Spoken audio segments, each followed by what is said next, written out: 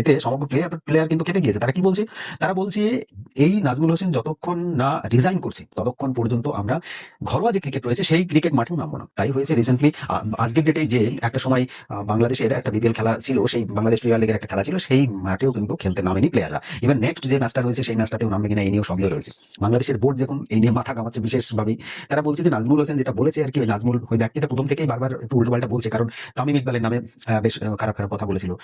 তো সেই জায়গায় দাঁড়িয়ে আজকের ডেটে এই সমগ্র টিমের বিপক্ষে এসে কথা বলছে। তো এখন কথা হচ্ছে যে বাংলাদেশের এই ধরনের কিছু একটা গোষ্ঠী রয়েছে যারা চায় না বাংলাদেশে ক্রিকেটটা সুষ্ঠুভাবে চলুক। রিসেন্টলি আমার কমেন্ট করেছিল ভিডিওর নিচে একজন বাংলাদেশি হবে যত সম্ভব, যে বাংলাদেশ ক্রিকেট খেলে কি এমন করে ফেলছে, ক্রিকেট কি এমন আছে যে আমরা ক্রিকেট খেলতেই হবে, না খেললে হবে না? বিশ্বের কি সমস্ত দেশ ক্রিকেট খেলে? দেখুন, ক্রিকেট খেলে না, সমস্ত দেশ ক্রিকেট খেলে না ঠিকই, কিন্তু ক্রিকেট ছাড়াও আর অন্য অ্যাক্টিভিটিস করে। কিন্তু বাংলাদেশের কোন অ্যাক্টিভিটিসটা আছে, বাংলাদেশ কোনটা করছে অল ওভার দ্য ওয়ার্ল্ড এর মধ্যে, যেটা ন্যাশনালি বাংলাদেশকে চেনা যায়? একমাত্র ক্রিকেটটাই আছে যাতে বাংলাদেশকে একটু চেনা যায়।